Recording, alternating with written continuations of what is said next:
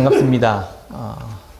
오늘 원래 종교개혁주일로 보내면서 우리에게는 예수 그리스도께서 하신 일들을 그 본질을 새롭게 회복하고 그 은혜를 다시 기념하는 시간입니다. 또 한편으로는 우리가 즐거운 우리 안에서의 축제이기도 하고 기쁨이 되는 시간이 되는데, 어젯밤에 여러분들 다 이제 보셨겠지만 이태원에서 굉장히 큰 사고가 있었습니다. 저도 새벽에 이제 밤까지 이제 설교 준비를 하다가 찬양을 들으려고 유튜브를 켰는데 속보를 그때 보게 됐어요. 그런데 그때 이제 이 충격적인 소식을 딱 듣고 마음이 너무 복잡해지는 거예요. 그래서 막 이렇게 설교를 준비했었던 것들이 이렇게 계속 진행이 안 되고 마음이 이렇게 먹먹하더라고요. 그 끔찍한 현장을 이렇게 보면서 기도가 절로 나오더라고요. 20대의 10대, 20대의 그 젊은이들이 그곳에서 이렇게 상상할 수 없을 모습으로 켜켜이 쌓여서 사람이 이렇게 압사되어 있는 모습들, 현장에서 이렇게 찍은 영상들을 공유해 주는데 마음이 너무 무겁더라고요. 젊은이들이 할로윈 축제를 즐기려고 수만 명이 이렇게 한 곳에 밀집하고 그래서 끔찍한 사고가 벌어졌다고 합니다. 사실 상상하기도 힘든 일이었고 사실 뭐 아무도 예상하지 못했던 일이었는데 축제의 기쁨의 장이 슬픔과 비통의 장이 되는 그런 현장을 우리가 보게 되었습니다.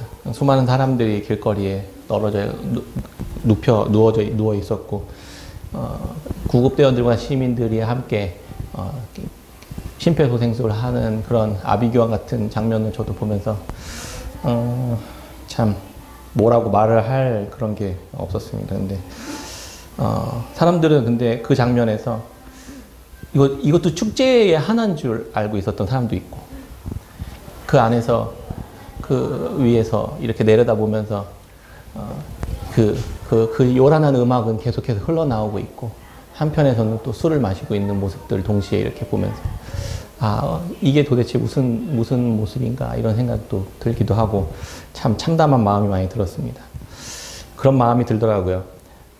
세상이 베푼 축제가 화려하고 즐겁고 좋아 보이지만 그 안에는 우리의 삶을 위험에 빠뜨리기도 하고 파괴하는 독소들이 얼마나 많은지 좀 보여주는 장면은 아니었나 그런 생각을 또 하게 되었습니다. 오늘 우리는 하나님이 베푸신 잔치를 하는 날입니다. 저희는 매주 성찬을 하진 않아서 가끔 이렇게 기념일마다 성찬을 하는데 오늘 하필이면 이런 성찬을 하게 되는 것들과 이런 상황들을 이렇게 보면서 이게 지금 어떤 하나님의 또 우리를 향한 또 마음이고 메시지일까 이런 생각을 좀 깊이 하느냐고 사실 설교 준비했던 것들도 사실 잘 진행하지 못하겠고 그런 마음이 좀 많이 들더라고요. 그래서 여러분들도 같이 기도하는 마음으로 그것들 좀 고민했으면 좋겠고, 하나님 우리를 향한 하나님의 마음이 도대체 무엇인지, 세상을 향한 아버지의 마음이 무엇인지를 생각하는 시간이 되면 좋겠다 그런 마음이 들었습니다. 오늘 우리는 이 하나님이 베푸신 예수님께서 만드시고 초대하시는 이 성찬을 무거운 마음으로 좀 진행을 해야 될 것 같다 생각이 들고, 한편으로는 이 잔치가 영원한 하나님의 나라에서 누리게 될 천국의 잔치의 맛보기와 같은 역할들을 해주거든요. 그래서 또 때로는 세상의 잔치와는 다르게 그렇게 요란하지 않고 화려하지 않고 풍성하지 않고 때로는 소박하고 또 어떨 때는 너무 초라해 보이고 낯설게 느껴질 수도 있지만, 하나님께서 예수 그리스도의 살과 피를 통해 우리에게 베푸시는 축제와 잔치는 우리를 살리는 것이고 우리를 풍요롭게 하고 우리를 새롭게 하시고 우리를 기쁨과 참 기쁨과 환희로 충만하게 해주실 것입니다.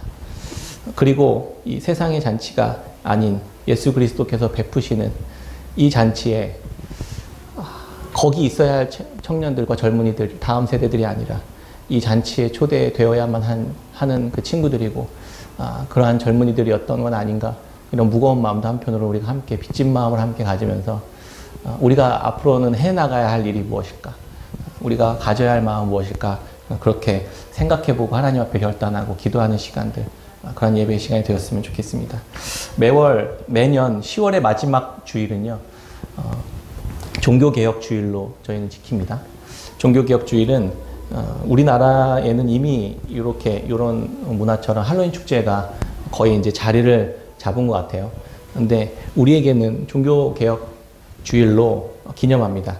이 날은 전 세계의 이 개혁주의 교회들이 종교개혁을 시행한 날을 기념하면서 보낸 날로 이렇게 지킵니다. 우리는 16세기 초에 로마 카톨릭 교회의 타락과 부패의 문제에서 다시 본질로 돌아가야 된다라고 주장하는 이 개혁주의자들의 후손들이에요.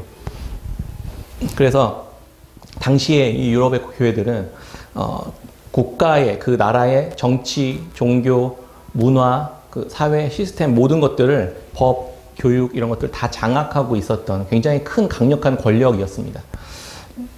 그런데 그 로마 카톨릭 교회가 점점 부패하면서 그 부패가 심각해지고 이 하나님의 말씀의 올바른 가르침들이 점점 왜곡되고 퇴색되기 시작했습니다.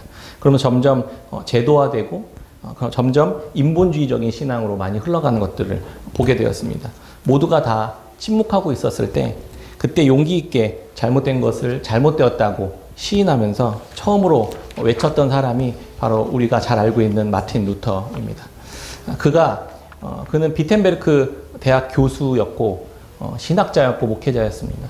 근데 이 카톨릭 교회의 이 잘못된 부패와 이 신학적인 왜곡에 대해서 잘못 가르치는 것에 대해서 너무 이건 아니다 싶은 마음을 가지면서 기도하고 그러면서 하나하나 정리해 나갔습니다. 무엇이 어디서부터 잘못되었고 어디서부터 어떤 부분들이 우리가 멀어졌는지를 정리하면서 비텐베르크 성당 입구에 면죄부에 대한 95개조 논제라는 이름으로 대자보 하나를 붙입니다. 그게 이제 종교개혁의 시작을 알리는 신호탄이 된 거죠. 그게 지금부터 505년 전에 있었던 1517년에 있었던 일입니다. 그 중에 핵심이 뭐냐면 면죄부 판매였어요. 면죄부 판매, 면벌부라고도 하긴 하는데 하나님의 말씀과 멀어진 교리들이 이 면죄부에 함축적으로 다 들어있었습니다. 이게 뭐냐면 사람들이 살다 보면 죄를 짓잖아요. 죄를 짓고 근데 당시 하나님 앞에서 우리가 사람들이 죄를 자각하고 죄를 고백하고 그리고 이렇게 용서를 구할 때 사제 앞에 나갑니다. 그리고 고해성사를 하죠. 사제가 당신의 죄는 예수님의 이름으로 사해졌습니다. 이렇게 이야기하면서 이게 사라지는 거예요. 근데 죄는 짓지만 그 죄에 대한 형벌은 남아있다고 생각했어요. 그래서 이 형벌의 문제는 우리가 어떻게 해결되냐 그랬을 때 이제 교회는 이렇게 가르친 거예요. 기도문을 읽거나 그거에 대한 대가를 치러야 된다고 생각했어요. 그래서 성지 순례를 가거나 고행을 한다거나 아니면 뭐 가난한 자를 구제한다거나 금식을 한다거나 어떤 이런 행위들을 통해서 이 문제들을 해결한다고 생각했었습니다. 네, 그래야 이 형벌이 끝난다고 생각했었어요. 그런데 죽기 전까지 이것들을 해결하지 못하고 죽어버리면 어떡하지라는 질문들을 계속할 때 교회는 그 문제가 이제 그러면 그렇게 죽은 사람들은 연옥이라는 곳에 가서 천국에 가기는 조금 아깝고 조금 부족하고 지옥에 가기는 조금 아까운 이런 상태에 놓여진 사람들이 모여있는 곳이라고 생각했어요. 그래서 그들이 거기에서 남은 형벌들을 채워야지만 천국에 가든 지옥에 가든 하는 이 중간 단계라는 것을 또 가르치기 시작했습니다. 사실 성경에는 없는 내용이죠. 그러면서 이제 신학이 점점 이렇게 사변화되기 시작하고 이제 인본주의화되기 시작한 겁니다. 그러면서 그들을 위해서 무언가 돈을 내고 면죄부를 사주면 이들이 그 나머지 이 포인트를 이 포인트 정리 포인트 같은 거죠. 이걸 채워서 천국에 갈 수 있다. 이렇게 본 거예요. 그래서 이것들이 아주 불티나게 잘 팔렸습니다. 그리고 그걸 가지고 이제 성당을 짓고 건물을 화려하게 짓고 하는데 부패하게 또 서로 재산을 축적하고 하는 일들에 다 사용되어졌습니다. 처음에는 역시 그러진 않았어요. 근데 점점 그렇게 되었습니다. 그래서 이 루터는 그런 부분에 대해서 잘못된 부분에 대해서 이제 하나하나 기록하는 그것이 이제 95개조 반박문이었습니다. 그 중에 하나 읽어드릴게요. 진정으로 회개하는 그리스도인은 면죄부 없이도 죄와 벌로부터 완전한 사함을 받을 수 있다. 진정한 그리스도인은 살았든 죽었든 그리스도의 모든 축복과 교회에 참여하게 된다. 이는 면죄부 없이도 하나님이 그에게 허락하신 것이다. 이런 내용들에 이제 하나하나 반박하기 시작했던 거죠. 일개 신학자이면서 목회자였던 루터가 로마 카톨릭 교회와 교황의 가르침에 정면으로 이제 대항한 거예요. 거의 이것은 목숨을 거는 일이었습니다. 자신의 모든 것을 거는 일이었죠. 그리고 나서 사실 파면당합니다. 그런데 이 루터의 이야기에 하나하나 동참하는 신학자들이 나타나기 시작하는 거예요. 그리고 전 유럽에 이 운동이 이제 막 퍼지기 시작했습니다. 종교개혁가들은 그들이 살아가는 시대 속에서 종교와 권력이 납득할 수 없는 기준과 교리들을 보면서 이런 생각을 한 거죠. 우리는 도대체 우리가 뭘 믿고 있는 거지? 우리의 믿고 있는 바는 뭐지? 이게 계속 기준이 흔들리고 중심이 흔들리니까 이것들을 다시 회복해야 된다고 생각했어요. 그래서 그분들이 이제 우리 믿음의 선배들이 고민하면서 만들어준 게 개혁주의의 이 5대 표어가 된 것입니다. 그래서 개혁주의 5대 표어, 5대 솔라라고도 불리는 이것이 우리의 믿음의 5개의 기둥 같은 역할을 해주는 것이죠. 그게 첫 번째는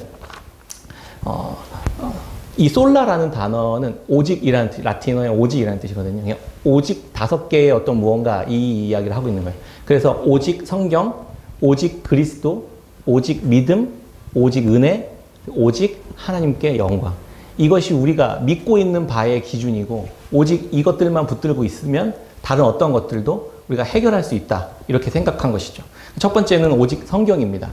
그때 이제 로마 카톨릭 교회에서도 성경을 굉장히 권위 있게 여기긴 했어요. 그런데 거기에 교황의 어떤 결정과 어떤 이야기와 이 교회의 어떤 결정, 교부들의 글들이 그것과 동일하게 동등한 권위를 갖게 된 거예요. 그러니까 이 동등한 권위 두 개가 부딪히면 계속 싸움이 되고 서로가 내가 옳다고 주장하게 되는 거죠. 그래서 종교개혁자들은 이 모든 것들 다 이 순위로 미루고 오직 성경만 우리의 유일한 권위다. 우리의 유일한 중심이다 라고 주장했던 겁니다. 이게 맞는 말이죠. 그 어떤 인간도, 그 어떤 사람의 글도, 어떤 주장도, 제도도 하나님의 말씀보다 위에 있을 수 없다 라고 이야기한 것입니다. 이 본질로 돌아가는 겁니다. 기준이 이것은 하나님과 그의 아들 예수 그리스도를 믿는 유일한 교회의 질서와 기준이 된다고 못을 박아버렸던 거예요. 성경은 우리가 의롭게 될 수 있는 유일한 길을 알려줍니다. 그리고 구원을 얻을 수 있는 변하지 않는 진리를 알려주는 유일한 하나님의 말씀입니다. 이 말씀이 아닌 다른 권위자들의 말이 성경의 말씀과 동등한 권위를 갖게 되니까 면죄부 판매라는 이야기, 이 해괴망측한 일들이 일어나게 된 것이죠. 그래서 다시 이것들을 말씀, 오직 말씀으로만 우리의 권위를 세운다라고 주장하면서 돌이켰던 것입니다. 두 번째는 오직 그리스도입니다. 이 같은 이 성경을 같이 함께 보면서도 해석이 분분해지는 거예요. 그러니까 너의 해석이 옳다, 나의 해석이 옳다 그러면서 충돌하는 겁니다. 그때 핵심적인 교리에 대해서는 성경의 기준을 가지고 우리 함께 논의해보자, 중심을 가져보자 이렇게 기준을 세웁니다. 그 중심에 있는 가장 중요한 이 구원의 문제에 관해서는 다른 해석이 있을 수 없다라고 합의를 한 것이죠. 다른 해석이 아니라 다른 어떤 것도 우리가 구원의 문제에서는 오직 예수 그리스도뿐이다 라고 합의한 거예요. 오직 예수 그리스도만 우리의 구원의 문제에 해결하실 수 있는 유일한 분이시다라고 정의한 겁니다. 그래서 두 번째 표어가 오직 그리스도입니다. 사도행전 4장 12절에 이렇게 이야기합니다. 다른 이로서는 구원을 받을 수 없나니 천하 사람 중에 구원을 받을 만한 다른 이름을 우리에게 주신 일이 없음이라 하였더라. 다른 이름으로, 다른 어떤 기능으로, 다른 어떤 능력으로, 다른 어떤 행위로 우리가 구원을 이룰 수 없다. 오직 예수 그리스도만이 십자가와 부활을 통해 우리의 구원을 이루어주신 분이다 라는 것을 세운 것입니다. 세 번째 표현은 오직 믿음입니다. 오직 믿음. 갈라디아서 2장 16절 읽어드리겠습니다. 사람이 의롭게 되는 것은 율법의 행위로 말미암음이 아니요 오직 예수 그리스도를 믿음으로 말미암는 줄 알므로 우리도 그리스도 예수를 믿나니 이는 우리가 율법의 행위로서가 아니고 그리스도를 믿음으로써 의롭다함을 얻으려 함이라. 내가 그리스도와 함께 십자가에 못 박혔나니 그런즉 이제는 내가 사는 것이 아니요 오직 내 안에 그리스도께서 사시는 것이라. 이제 내가 육체 가운데 사는 것은 나를 사랑하사 나를 위하여 자기 자신을 버리신 하나님의 아들을 믿는 믿음 안에서 사는 것이라. 아멘. 우리가 예수님을 믿으면 천국에 가고 구원을 얻고 죄사함을 받는다고 그렇게 알고 있습니다. 그래서 사람들은 아 그래요? 그럼 나도 예수님 믿겠습니다 라고 입으로만 고백한다고 해서 그게 즉각적으로 죄사함을 받는다는 것은 아니라는 것이죠. 믿음으로 의롭게 된다는 의미를 조금 더 깊이 우리가 고민해 봐야 됩니다. 가톨릭 교회는 입으로 믿는다고 고백하거나 죄에 대해 고백한다고 의롭게 되는 것이 아니고 율법에서 말하는 선행, 어떤 행함을 해야 이 문제가 더 완전히 해결된다라고 다른 어떤 부가적인 조건을 붙인 거예요. 그런데 종교개혁자들, 우리 믿음의 선배들은 다른 어떤 조건도 필요 없다. 오직 믿음으로만 구원을 얻는다. 이렇게 이야기한 것입니다. 선행과 어떤 행함과 무언가가 아니라 오직 믿음으로 구원을 얻는다. 이것이 이 신칭의 교리에 붙어 있기도 하죠. 그런데 그렇다고 해서 그러면 우리는 아무것도 안 해도 되냐? 사실 그렇지 않은 걸 우리 또 잘 알고 있죠. 우리는 하나님의 말씀과 기준과 질서를 거부하고 하나님과 분리된 채 살아가고 있었던 사람들입니다. 내 삶의 기준이 내 자신이 되었고 내가 내 삶의 주인이자 왕으로 살게 되었던 겁니다. 우리의 믿음은 예수님께서 십자가에 못 박혀 죽으실 때 그와 함께 내가 십자가에 죽었고 그분이 부활하실 때 내가 그분과 함께 부활했음을 믿는 것입니다. 예수님 믿는다는 것은 더 이상 이런 고백인 거죠. 나는 더 이상 내 삶의 주인이 아닙니다. 내가 지금 살아있고 활동하고 생각하고 움직이지만 나는 내 스스로를 주관하는 내 주인이 아니라 내 안에 계신 주님이 나의 주인입니다라고 고백하는 이 지점까지 가는 것이 믿음으로 예수 그리스도를 믿음으로 구원 얻었다라는 뜻에 포함되어 있는 것입니다. 이것을 기억했으면 좋겠습니다. 로마서 10장 9절에 내가 만일 내 입으로 예수를 주로 시인하며 또 하나님께서 그를 죽은 자 가운데서 살리신 것을 내 마음에 믿으면 구원을 받으리라.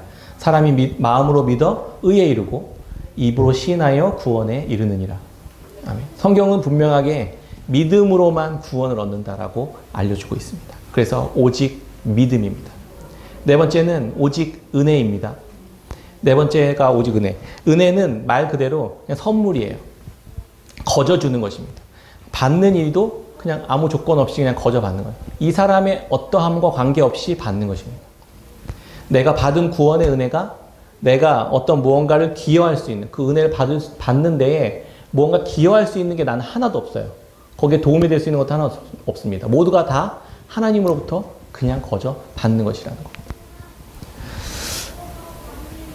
고신대 우병훈 교수님이 이런 비유로 이 문제, 믿음과 은혜의 관계를 설명해 주셨어요. 물에 빠진 사람에게 끈을 던져 주었습니다. 그리고 물에 빠진 사람은 그 끈을 붙잡고 건짐을 받았습니다. 그 사람이 구원을 얻은 것은 끈을 던져 주었기 때문입니까? 아니면 그 사람이 끈을 잡았기 때문입니까? 네, 둘 다예요. 둘 다인 거예요. 그게 믿음과 은혜의 상관관계라는 거예요. 그런데 여기서 하나 더 생각해 볼 것은 우선순위라는 거예요. 끈을 먼저 주었기 때문에 그 사람이 잡을 수 있었다는 거예요. 그게 은혜라는 겁니다. 우리가 그 믿음으로 그 하나님의 은혜를 잡을 수 있었던 것은 하나님께서 우리에게 은혜로 끈을 던져주셨기 때문이라고 이렇게 설명해 주시더라고요. 다 이해하기가 되게 쉽게 잘 설명해 주셨습니다. 이 순서를 되게 중요하다. 끈을 던져준 것이 먼저다. 그것이 없었다면 붙잡을 기회조차 없었기 때문입니다. 예수 그리스도라는 생명의 그 십자가와 부활의 끈을 던져주셨기 때문에 우리가 믿음으로 그 예수 그리스도를 받을 수 있었던 것이고 우리가 구원을 얻을 수 있게 되는 것입니다. 모두 그래서 하나님으로부터 온 거저 베푸시는 은혜입니다. 이 사람이 어떠함과 관계없습니다. 그저 은혜로 받는 것입니다. 아론의 기도에 보면 민수기 6장 24절에 여호와는 내게 복을 주시고 너를 지키시기를 원하며 여호와는 그의 얼굴을 내게 비추사 은혜 베푸시기를 원하며 여호와는 그의 얼굴을 내게로 향하여드사 평강 주시기를 원하노라. 아멘. 하나님은 이 사람 이스라엘 백성들의 어떠함과 관계없이 계속해서 은혜 베푸시기를 원하시고 평강 주시기를 원하시는 분이시라는 것을 우리가 계속해서 기억했으면 좋겠습니다. 하나님은 죄인이든 선인이든 관계없이 모두에게 은혜를 베푸시고 평강을 주신다고 일방적으로 선포를 해버리는 거예요. 그게 은혜입니다.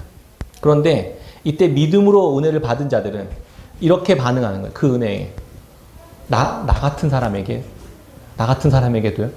나도 그 은혜를 받을 수 있는 사람입니까? 이렇게 반응합니다. 하나님의 그 용서와 긍휼과 사랑을 나 같은 자가 받을 수 있다고요? 왜?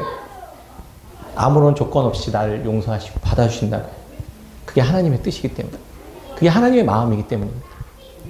하나님이 세상을 이처럼 사랑하사 독생자를 주셨으니 이는 저를 믿는 자는 멸망치 않고 영생을 얻게 하려 하심이라. 아멘. 그러나 은혜로 받지 못하는 자들은 그게 말도 안 되는 소리 하지 말라고. 그따위 말장난으로 내가 속을 것 같냐고. 나는 그럴 만한 죄인도 아닐 뿐더러 그런 것이 필요 없다고 이야기해요. 내가 얼마나 떳떳하게 삶을 살아가는지 당신이 몰라서 그런 말 하는 거라고 이야기합니다. 하나님께서 아무리 물에 빠져 허우적거리는 사람에게 밧줄을 던져준다 하더라도 그거 잡지 않으면 그 물에서 빠져나올 수 없는 것처럼 예수님께서 생명을 주시고 십자가에 달려 죽으시고 부활을 해도 믿음으로 겸손히 이걸 은혜로 받지 않으면 구원을 얻을 수 없게 되는 것입니다. 우리는 오직 은혜로만 구원을 얻는 것이고 믿음으로 그 은혜를 붙잡는 것입니다. 근데 성경은 그 믿음조차 하나님이 우리에게 주시는 것이다. 이렇게 이야기하십니다. 마지막으로 오직 하나님께 영광입니다. 오직 하나님께 영광. 이 모든 것을 베푸신 이유는 다 하나님의 영광을 위해 사용되기 위함이라는 것입니다. 이것이 하나님의 영광을 드러내는 수단과 통로로 쓰이기 때문이라는 것입니다. 우리를 구원하신 것은 하나님이 영광을 받으시기 위함이라는 것입니다.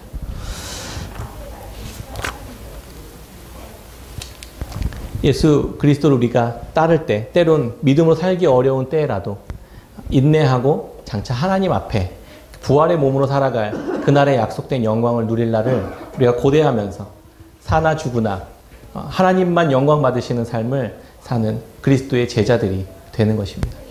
오직 우리들의 삶의 최종적인 권위가 성경이어야만 합니다. 오직 예수 그리스도만이 우리의 구원의 길을 십자가와 부활로 완성하신 분이시라는 것을 기억하셨으면 좋겠습니다. 오직 그 구원을 믿음으로 받고 오직 우리의 공로가 아닌 은혜로 얻었음을 우리가 기억해야 할 것입니다. 아무것도 그래서 자랑할 것이 없고 그저 구원의 그 시작과 완성이 오직 하나님께만 달려있고 오직 하나님께만 영광된 삶을 살아가도록 한다는 것이 우리가 살아가고 우리가 이렇게 성찬에 참여하고 우리가 은혜를 받고 구원을 받은 이유인 것입니다. 오늘 우리가 함께 성찬을 나눌 텐데 종교개혁의 이 본질적인 이 정신을 우리가 기억하면서 이 성찬에 참여했으면 좋겠습니다. 예수 그리스도께서 자신의 몸으로 이 모든 이야기들을 자신의 몸으로 증거하시고 확증하시고 우리에게 남겨주셨습니다. 개혁의 시작은 오직 성경, 오직 그리스도, 오직 믿음, 오직 은혜, 오직 하나님께 영광 외에 다른 덕지덕지 붙어 있는 것들을 다 뜯어내는, 다 제거해내는 과정입니다. 이 본질만 남기고 예수 그리스도의 이 은혜와 사랑과 십자가와 부활만 남기고 우리 삶에서 덕지덕지 붙어 있던 것들을 다 제거하고 심플하게 살아가는 저와 여러분들의 삶이 되었으면 좋겠습니다. 아멘. 우리 바로 이어서 성찬을 진행하겠습니다.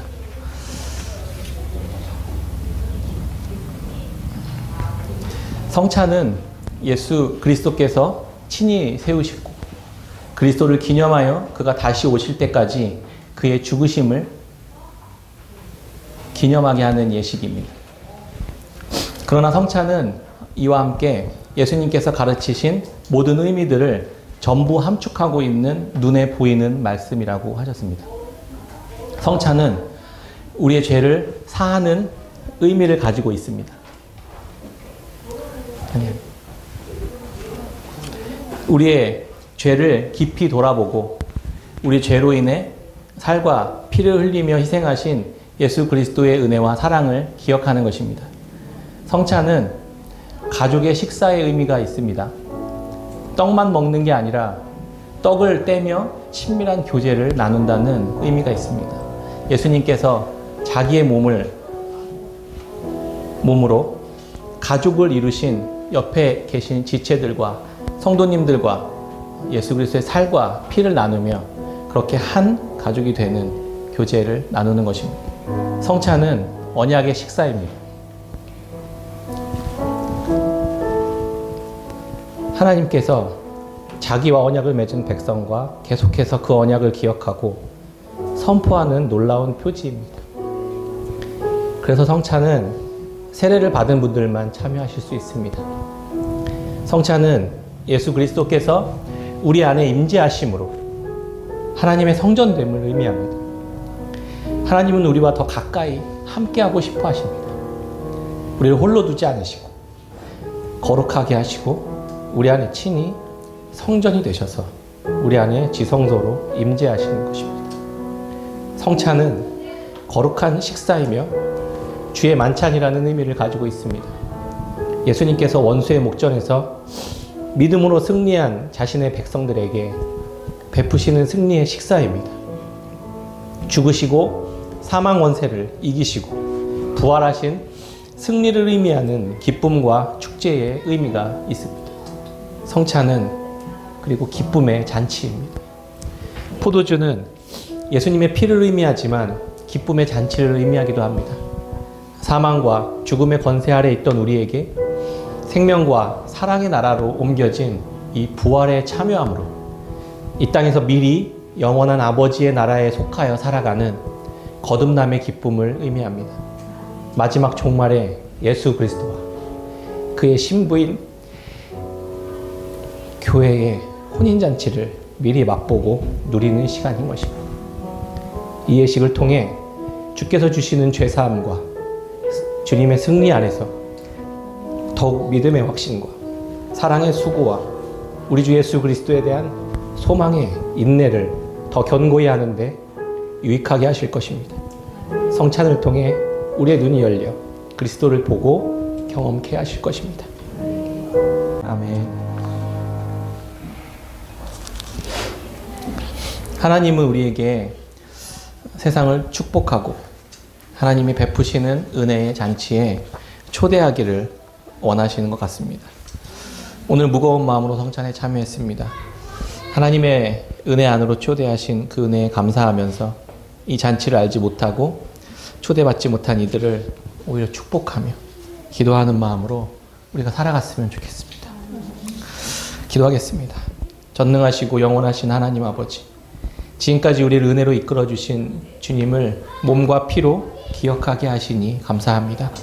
성찬에 참여한 저희가 이제 험한 세상을 믿음으로 살아갈 때 주와 연합한 구원의 능력과 은혜의 감격과 믿음의 인내로 날마다 말씀 가운데 승리하는 삶을 살게 하여 주옵소서.